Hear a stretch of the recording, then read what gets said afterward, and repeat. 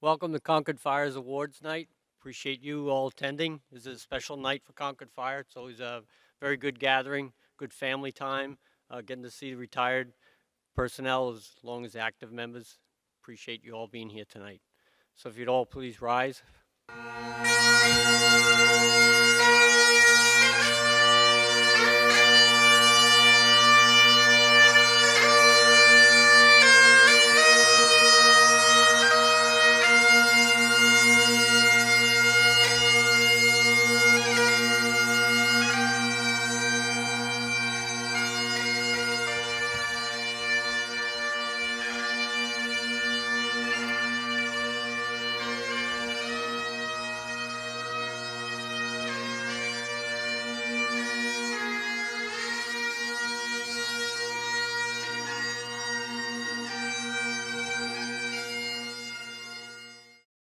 Oh, say does that star-spangled banner yet wave o'er the land of the free and the home of the brave?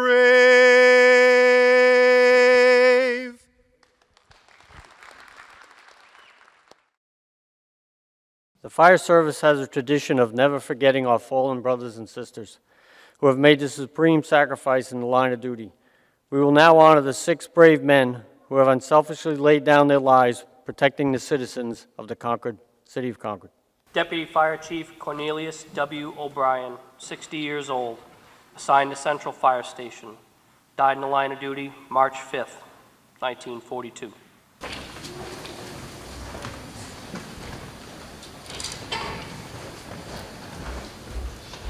Deputy Fire Chief Leo F. Blodgett, assigned as Shift Commander, Central Fire Station, died in the line of duty December 24th, 1948, resulting in injuries incurred at Box 63, 73 Warren Street.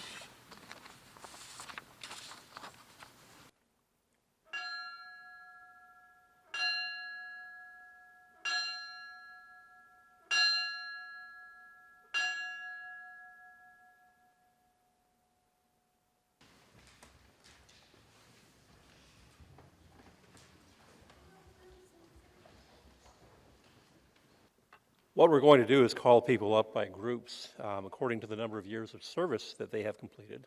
We start with the members who have completed 10 years of service. This group includes firefighter Adam Morris, firefighter paramedic Michael Angeal, firefighter Jim Freitas,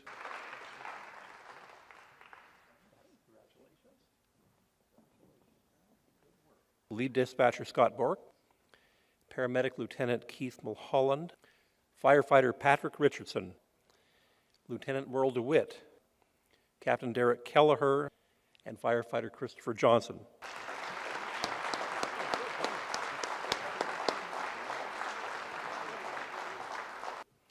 Firefighter paramedic Stephen Lorenz, Captain Timothy Robinson, Battalion Chief Sean Brown, firefighter Philip Terrell Jr., and Lieutenant David Dumas.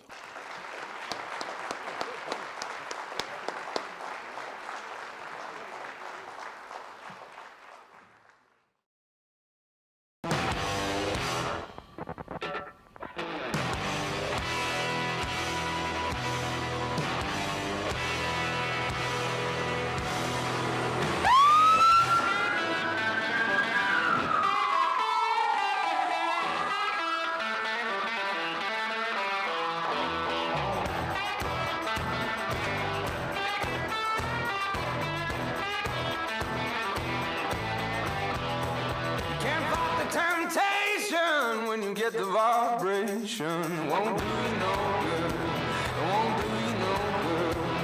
You better start rolling when you hear the man calling. It won't do you no good, it won't do you no good. No, we don't mind, if you don't mind.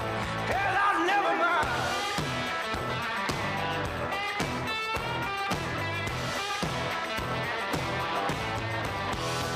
Now don't let them all break you, let the feeling come take you.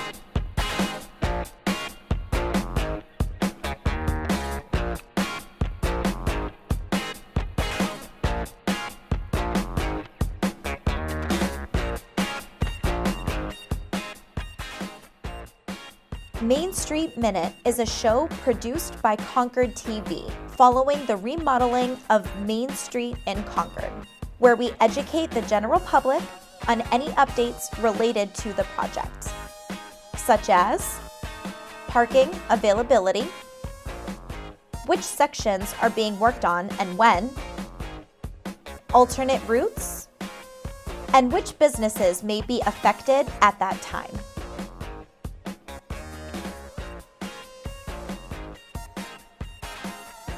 Good morning. This is a beautiful September day here on Main Street. I'm Brett St. Clair for the Concord Main Street Project with another edition of the Main Street Minute. With me today is our project superintendent from Severino Trucking and Construction, Tim Schaff. Good morning, Tim. Good morning, sir. Tim, we have some substantial work going on here at the Pleasant Street North Main intersection next week. Can you tell us what we can expect to see beginning on Monday? Sure, yep. Monday we have to close down right behind us where we're standing. We have to install this crosswalk. So we have to install flush curbing, concrete, and modular pavers. That's going to start on Monday morning, 6 a.m. So Pleasant Street will be a dead end if you're heading eastbound on Pleasant, right behind me. It'll still be open to deliveries and parking up to this location, but it won't be open to through traffic. Major construction activity down here at the Pleasant Street intersection the week of September 26th. The project is on schedule, on budget. Everything's looking really good to be completed by Veterans Day. Yeah. And so for Tim Schaff, I'm Brett St. Clair. Thanks for your patience, Concord. It's all going to be worth it.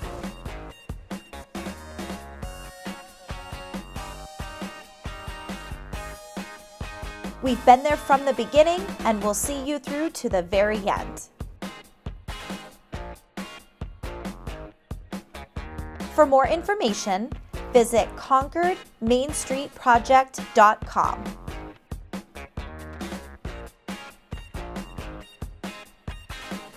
Full episodes can be viewed on our YouTube channel,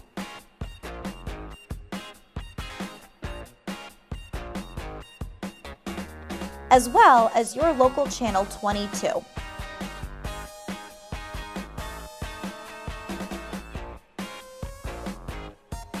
We're your community media center.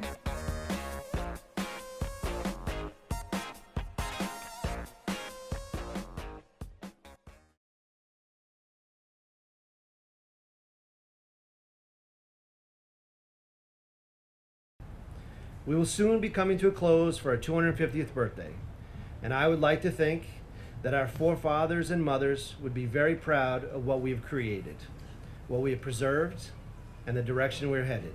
Just 5 months ago, not that long ago, we opened the 1965 time capsule on this day, 5 months ago. And now it's our turn to speak to the future. So it makes us think about time. How do you capture a moment in time?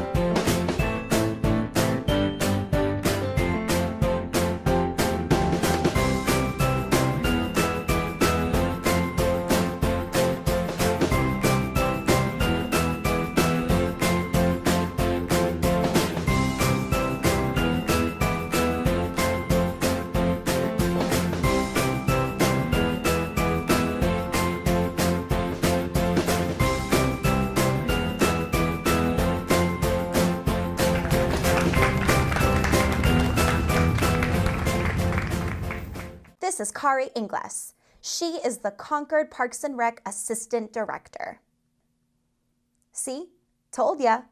Anyway, through Concord TV, Parks and Rec created these short, informative videos advising of fun events coming up in the community.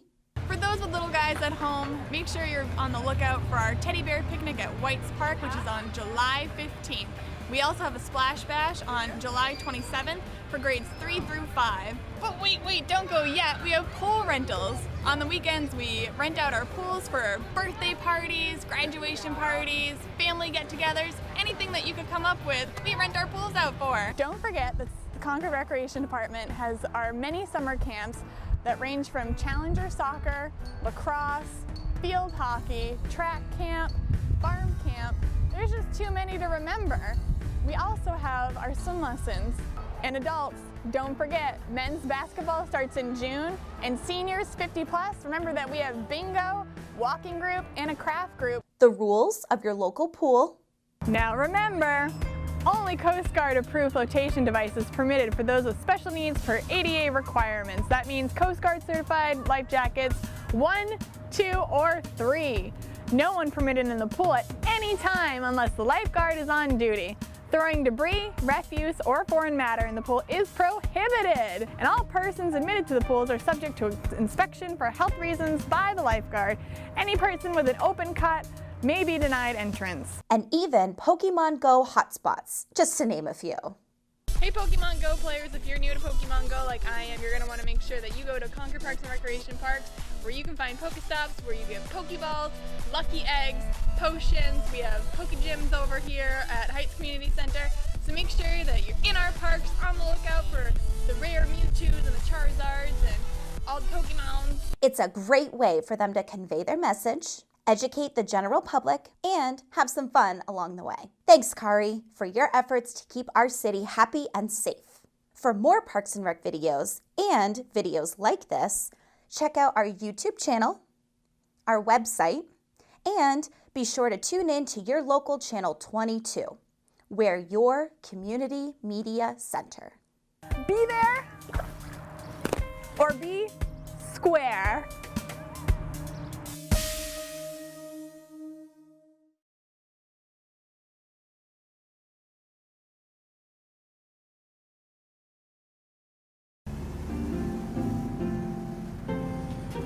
Happy holidays! Happy holidays! Happy holidays! Happy holidays! Happy holidays! Happy holidays from Concord General Services.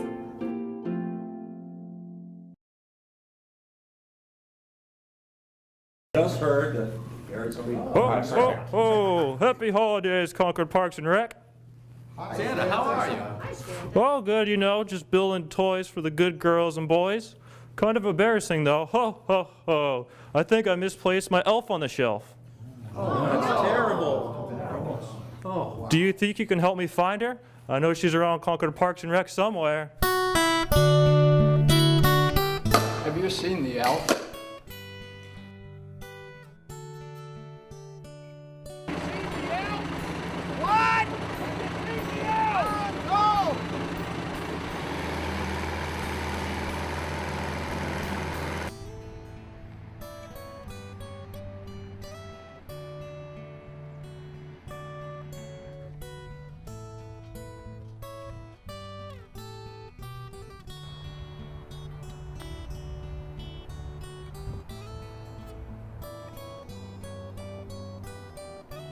Hey, Dave, you seen the elf? No, I haven't. Have you? I haven't. The elf? I ain't seen her. So, did anybody find the elf in the shelf? I didn't, did you? I didn't see it. Not me. I wonder where she went. Oh well. Anyway. Happy holidays! Parks and Recreation. There you are. Santa, I found her. Hey everyone, I just got my first library card. Congratulations! I can hardly bear the excitement. I heard the library has ebooks and audiobooks you can download anywhere. I like to listen to gardening stories when I'm avoiding cars. I heard that they have great databases like Ancestry.com, so I can find out what lake I was born in. I heard they have great programming throughout the year, from an outdoor AMC series to adult coloring to lap sit story time. I need a nap. I envy you, Bear. I heard that after an animal program, some of the animals decided to stay in the library. They never left. So, Rudolph, how much does a library card cost? Nothing if you live in Concord. Really?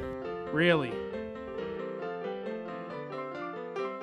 Have a happy holiday season from the staff at the Concord Public Library.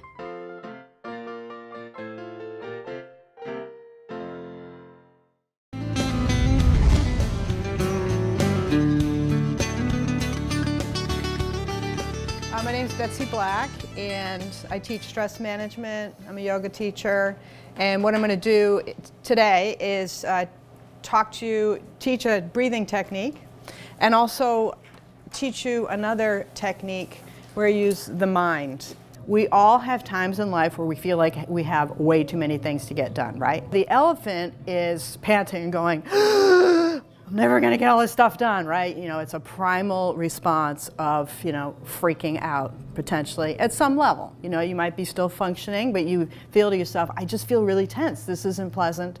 And it's an unreasonable kind of feeling, right? And then the rider, your prefrontal cortex is going, I'm going to get everything done, I hope, and you're feeling a little freaked out. What you can say to yourself is, okay, I'm going to distract. I'm not going to try to talk myself out of having this primal elephant experience. I'm going to use my brain, and I'm going to sit down. And some of the techniques for using time management are calling on the prefrontal cortex. They're saying, okay, I'm going to make a list of all the things I have to get done.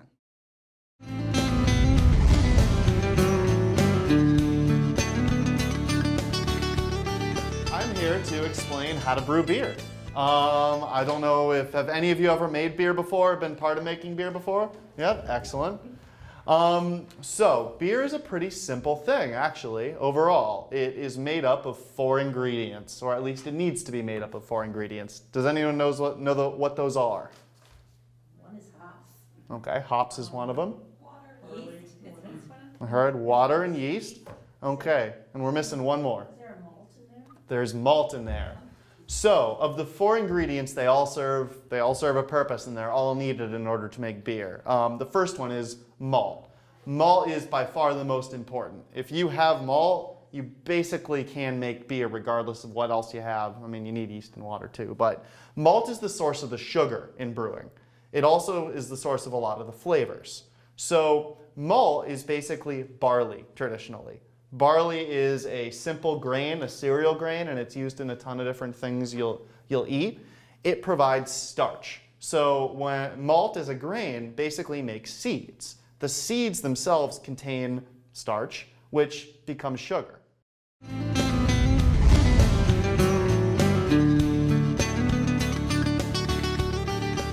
My name's Andrea. I work down at S&W Sports. I've been there since September. I work in sales, and I'm also a Liv cycling ambassador. Liv is the women's brand of giant bicycles. So I like to get people all the information they need to know if they're making a bike purchase or you're trying to find out where in town is a good place to ride, and also just basic things on how to take care of a bicycle, how to maintain your bicycle. So first couple things we'll go over is just some basic parts of the bicycle. There's a lot of different terms and it can be confusing when people are talking about them. So we'll start at the front and just work our way back real quick.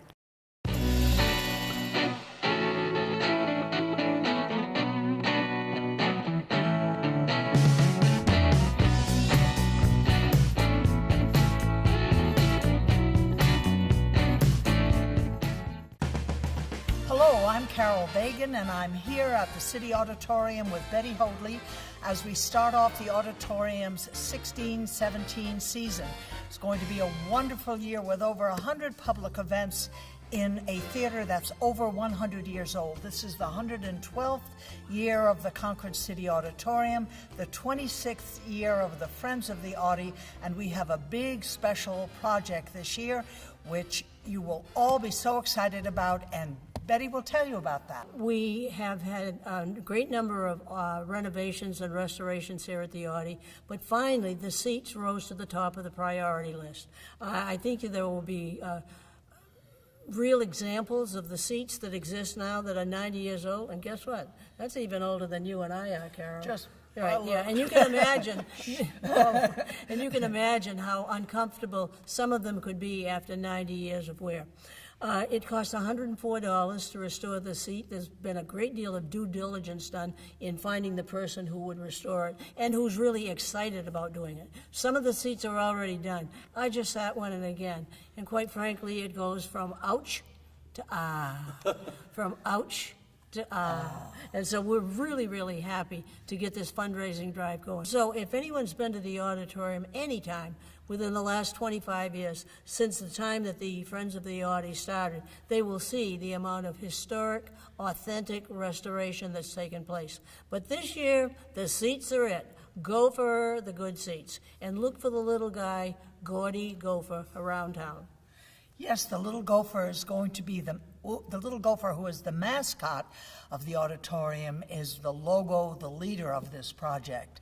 And Betty has picked him up and given him a new life and a new story, and all kinds of good activities are happening with this little gopher. When you come, look up in the balcony railing just to the left of the stage, and you'll see a little furry animal who's been watching over the theater for 25 years as the Friends of the Audi have raised and invested more than $2 million in upgrading the infrastructure. And now, as Betty says, it's time to do something for the audiences which have provided this great gift to this city-owned building. This is Concord's Arts Park, and we all love it and take care of it.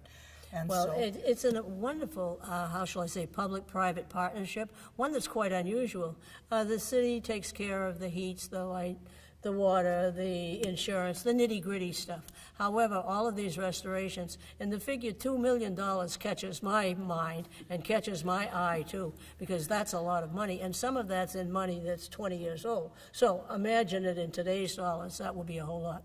Therefore, the $100,000 that we're looking for, hoping to raise for the seats, is just a small amount, but a very important amount. Your backsides will tell you, as I say, from ouch to R, because it has been quite a massive change. And the Naugahyde outside the trim is just excellent. It's strong, it's beautiful, it's in character, it's historically accurate.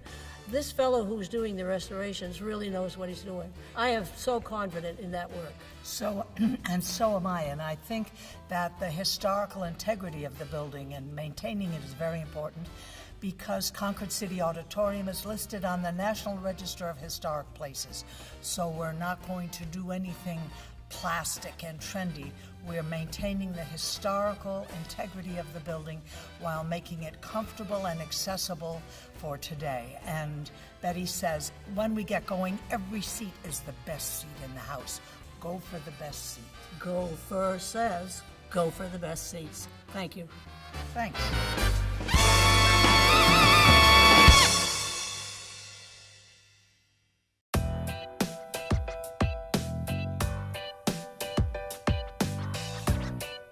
Concord TV has frequently teamed up with the Greater Concord Chamber of Commerce, which is dedicated to developing economic opportunities, a strong business climate, and enhanced quality of life in its communities throughout the region. In the past year, Concord TV has taped and aired the following Chamber programs: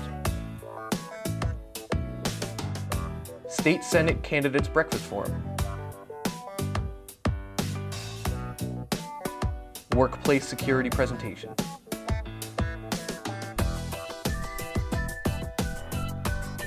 Homelessness Breakfast Panel,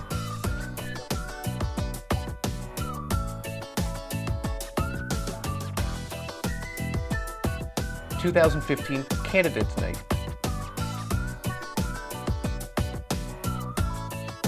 Gubernatorial Candidates Forum.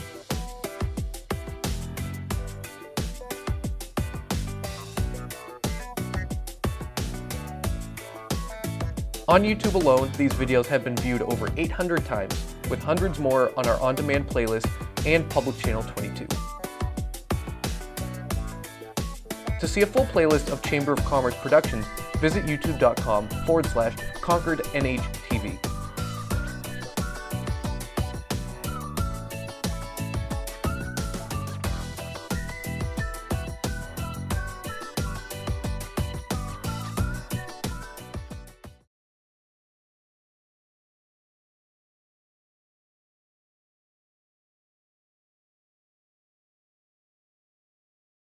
I'm Jim Milliken. And I'm Brent Todd. And we're from Concord 250. Concord 250 is a nonprofit organization that we put together to lead, support, and promote the 250 celebration.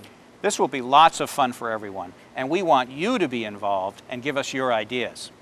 Part of the fun will be opening the 1965 time capsule on the State House Plaza. But what else would you like us to do that year? Come and tell us. And don't forget to like us on Facebook. Oh, and visit our website, concord250.org, for more information about other 250th activities.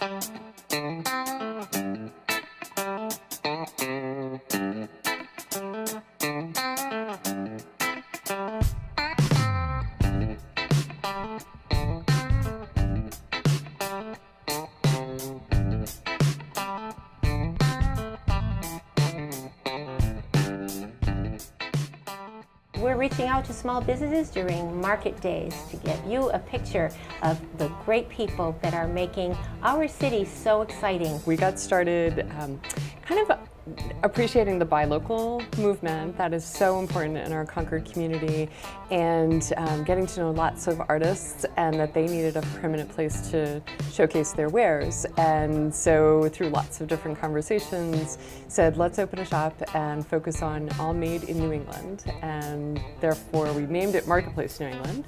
About 3/4 of our vendors are in New Hampshire. We really want to help people to develop their craft and develop their presence in the market, whatever that is.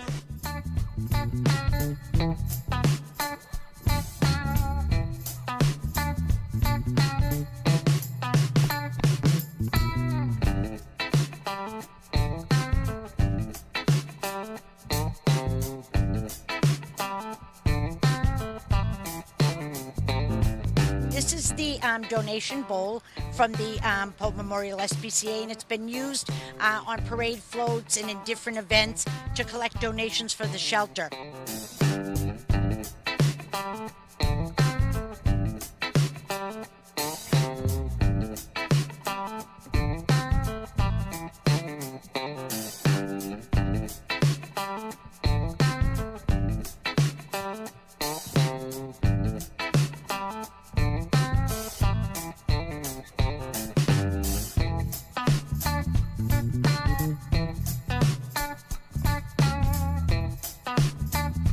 Is this the first year that you've been down here at Market Days?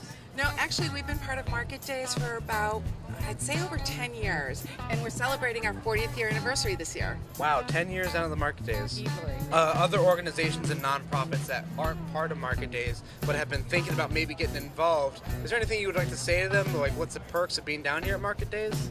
I would say do it 100%, wholeheartedly do it.